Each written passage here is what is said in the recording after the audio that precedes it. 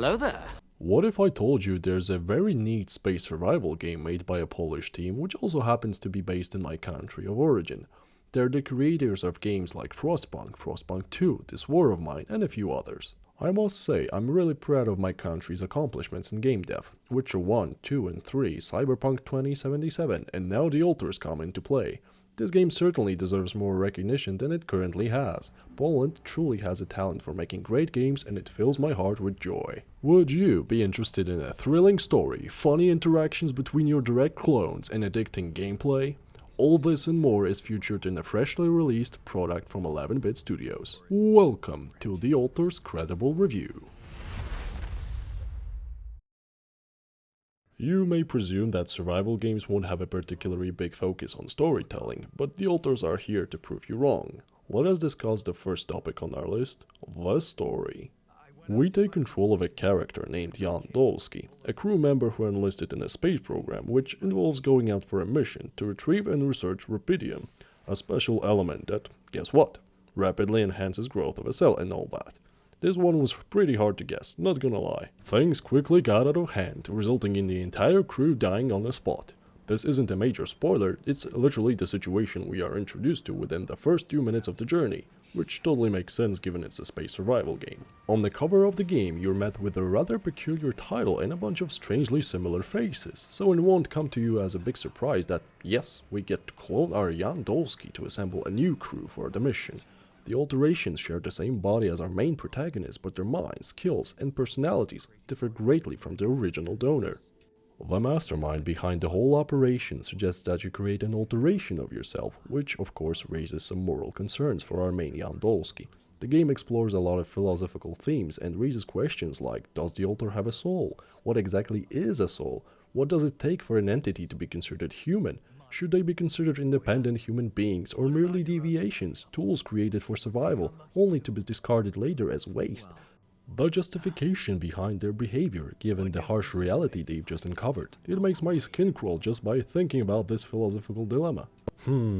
How you treat your alterations is entirely up to you. You can build a strong bond with your crew or become a strict ruler who disregards their basic needs, which can lead to severe repercussions. Befriend them or exploit them. Whichever path you choose, you won't be able to please everyone. One way or another, you'll end up in a fight. Sometimes a fully neutral option doesn't exist, leaving you with grief and hopelessness. Is there a problem? Yes, Jan, there's definitely a problem. People are fed up with how you're running this mission. Your dialogue choices can have a huge impact on Alter's emotions, which are displayed on a screen. This gives you a vague understanding of each Alter's likes and dislikes. It's not always intuitive which option will work in your favor, so you need to think carefully before saying anything to your clone. Loading the game may not be the most efficient way to backtrack your dialogue choices, as the game creates a new save file each time you start a new day, so if you're thinking about fixing a dialogue option by loading a previous save, keep in mind that you might lose up to a half an hour of gameplay. To fully unlock every module and collectible, I've spent about 80 in-game days, which created around 80 save files, so the game should offer about 25 to 30 hours of playtime. The game effectively teaches you to live with your decisions and shows that even if they seem negative, they are a natural part of life. Sometimes those poor decisions are meant to push you forward in a certain direction later on. Apart from moral dilemmas, there are also interactions between your alterations. They can disagree even on the smallest things like music taste or lifestyle choices. Oftentimes you'll be forced to settle these disputes by choosing a side. Without getting into details, I can already tell you there are multiple ways to end the game, and the alters you choose for your journey can influence its final outcome. And how well does the game run on Unreal Engine 5? Let us move to graphics and performance. What I can say about the game's design and textures is that it's visually appealing. The modules are full of pleasant details and exploring the planet's surface can be quite rewarding. That said, I wouldn't say the game stands out in any particular way. To be fair, it would be pretty difficult to make a game look truly awful using the 5th iteration of Unreal Engine.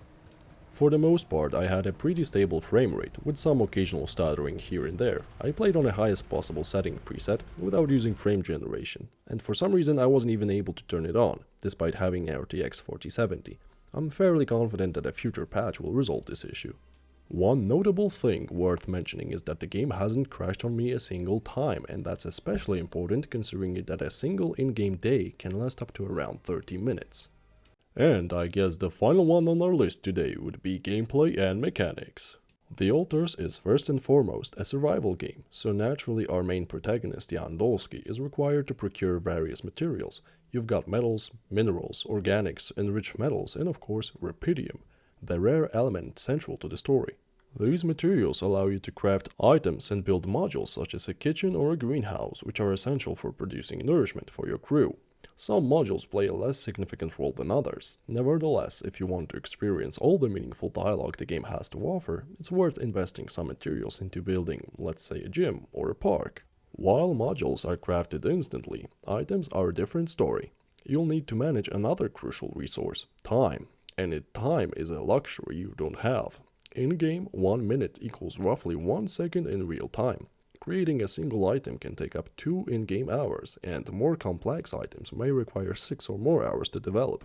Considering the fact you can finish the game in roughly 80 in-game days, it gives you some idea of how efficient you need to be with time management, and how difficult it would be without the altars at your disposal.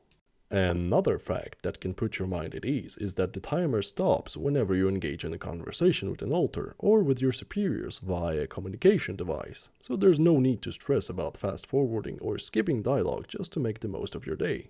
There is, however, one specific mechanic that I grew really fond of, the cinema evening with your altars, which takes 3 in-game hours. Each day you can gather in a social room to watch a movie, which lasts around 3 to 5 real-time minutes, and these segments are genuinely fun to watch, and if my calculations are correct, there should be 8 of them scattered across the planet. Not only does it provide another form of entertainment, but it also boosts your entire crew's morale and puts them in a positive mood.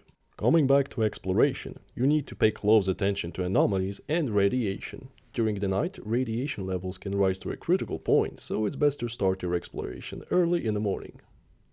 Anomalies can be disintegrated by a special disruptor, which at the same time provides you with materials that can be refined into something else entirely. You can't really jump over obstacles yourself, but falling down by accident isn't a concern here either. Despite the vast area to explore, it takes a relatively short amount of time to discover all the corners of the map. Additionally, you can set up travel pylons and place mining equipment, which can be used for fast travel between different areas. There's an entire section in the Research tab dedicated to your exploration equipment, suit upgrades, the area of effect for your disruptor, the energy cost of the zipline, and things of that sort. Oh, guys, fellas, hold up. We're almost reaching the end of this video, and I still haven't touched one of the most positively surprising thing, the soundtrack. Growing up apart, we shared surprisingly common ground, feeling nothing more than regret. Till the coin got flipped around, things never said. In quantum state. Upon entering the social room or other recreational modules, you'll be greeted by some pretty good ambient music, and upon reaching a crucial point in the game's story, you'll be introduced to a more standout track, like the one you just heard. In terms of soundtrack, the game doesn't offer a lot, it focuses more on quality rather than quantity. And now, the summary.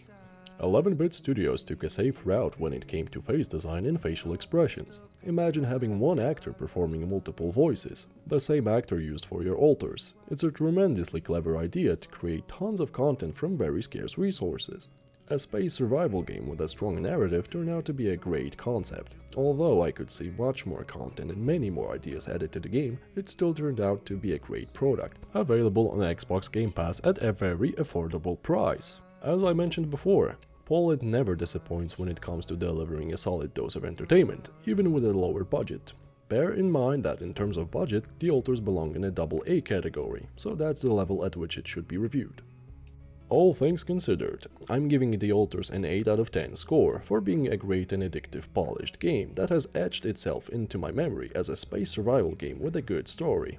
And if anyone ever asked me which space survival game I would recommend, for the time being, the altars would be my answer. And I guess that will be everything I have for you today. In advance, I'd like to apologize for the long delay since my last video. I attended a fantasy convention in Poznan with my friends, and I'm currently dealing with some health issues that are now in remission. As a result, you might have noticed my voice sounding a bit unenthusiastic in this video. As always, I bid you a good day, and farewell for now.